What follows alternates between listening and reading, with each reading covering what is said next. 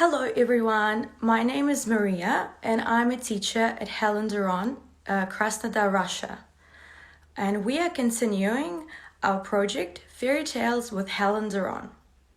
So today we're going to read Peter the Rabbit.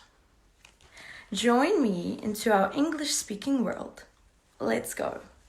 1, 2, 3, speak English. Let's begin our story. Once upon a time, there were 4 little rabbits, and their names were Flopsy, Mopsy, Cottontail, and Peter. They lived with their mother in a sandbank underneath the roof of a very big fir tree. "Now, my dears," said old Mrs. Rabbit one morning, "you may go into the fields or down the lane, but don't go into Mr. McGregor's garden. Your father had an accident there. He was put in a pie by Mr. McGregor. Now, run along and don't get into mischief. I'm going out." Then old Mrs. Rabbit took a basket and her umbrella and went through the wood to the baker's. She bought a loaf of brown bread and 5 currant buns. Flopsy, Mopsy, and Cottontail, who were good little bunnies, went down the lane to gather some blackberries. But Peter, who was very naughty, ran straight to Mr. McGregor's garden and squeezed under the gate.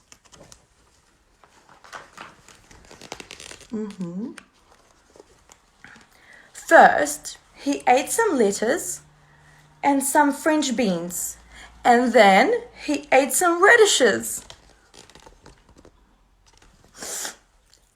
And then, feeling rather sick, he went to look for some parsley.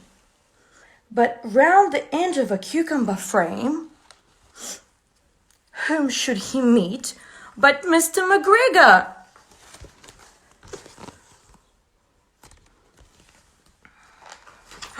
Mr. McGregor. Mr. McGregor was on his hands and knees, planting out young cabbages, but he jumped up and ran after Peter, waving a rake and calling out, "Stop, thief!"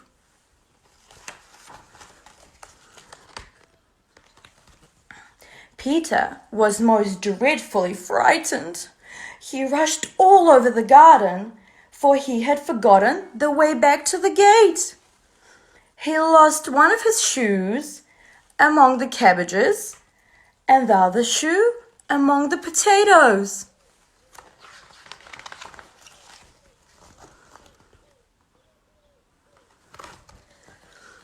After losing them, he ran on 4 legs and went faster, so that I think he might have got away altogether if he had not, unfortunately, run into a gooseberry net. And got caught by the large buttons on his jacket. It was a blue jacket with brass buttons, quite new.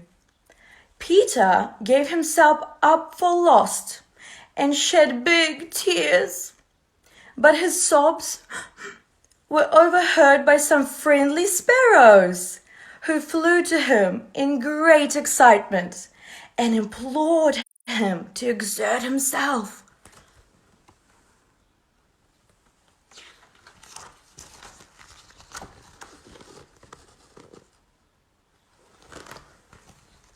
Mr. McGregor came up with a sieve which he intended to pop upon the top of Peter. But Peter wriggled out just in time, leaving his jacket behind him, and rushed into the tool shed and jumped into a can It would have been a beautiful thing to hide in if it had not had so much water in it. Water.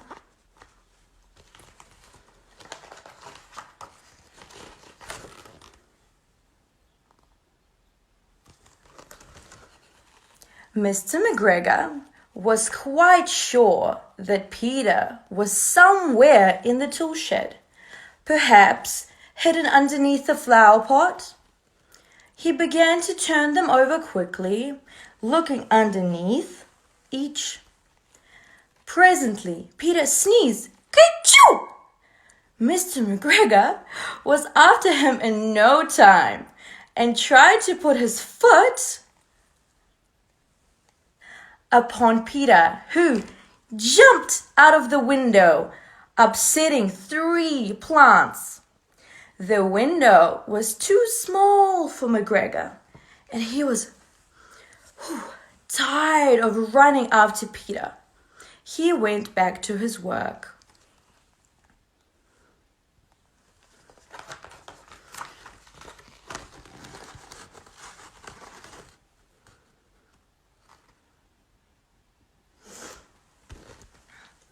Peter sat down to rest.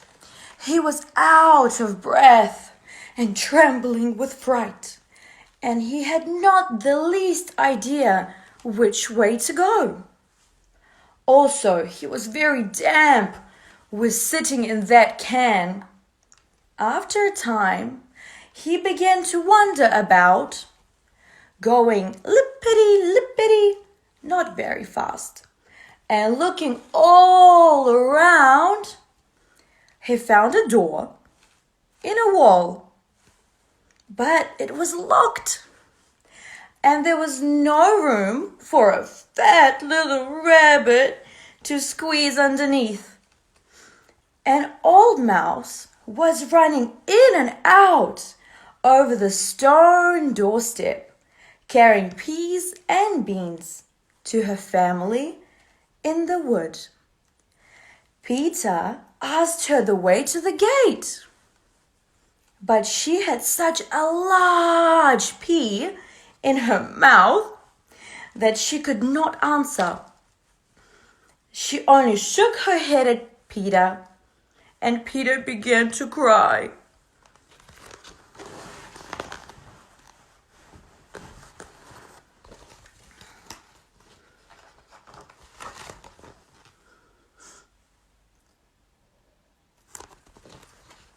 Then he tried to find his way straight across the garden, but he became more and more puzzled. Presently, he came to a pond where Mr. McGregor filled his water cans. A white cat was staring at some goldfish. She sat very, very still. But now and then the tip of her tail twitched as if it were alive. Peter thought it best to go away without speaking to her. He had heard about cats from his cousin, little Benjamin Bunny.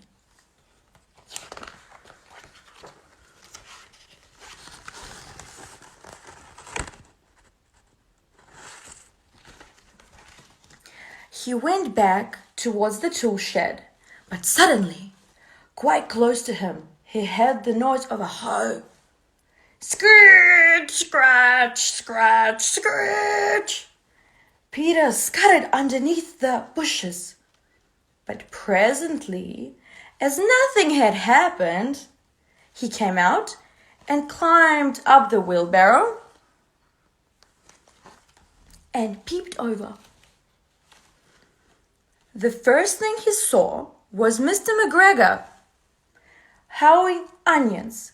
His back was turned towards Peter, and beyond him was the gate. Peter got down very quietly off the wheelbarrow and started running as fast as he could go along a straight walk behind some blackcurrant bushes. Mr. McGregor caught sight of him at the corner, but Peter did not care.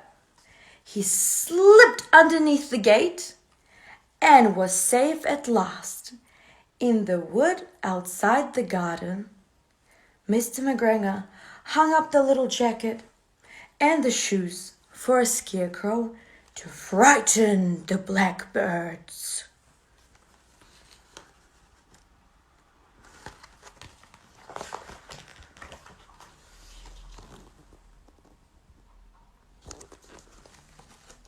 Peter never stopped running or looked behind him till he got home to the big fir tree.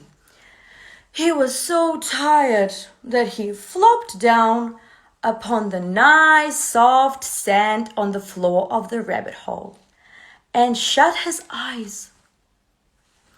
His mother was busy cooking. She wondered what he had done with his clothes. It was the second little jacket and pair of shoes that Peter had lost in a fortnight. I'm sorry to say that Peter was not very well during the evening. His mother put him to bed and made some chamomile tea. She gave a dose of it to Peter, 1 tablespoonful to be taken at bedtime. But Flopsy, Mopsy, and Cottontail had bread and milk and blackberries for supper.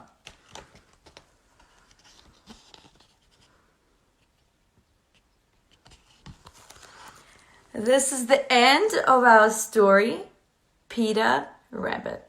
I hope that you all enjoyed it, and I hope that you get the time to read it at home yourselves. It was nice to speak with you all.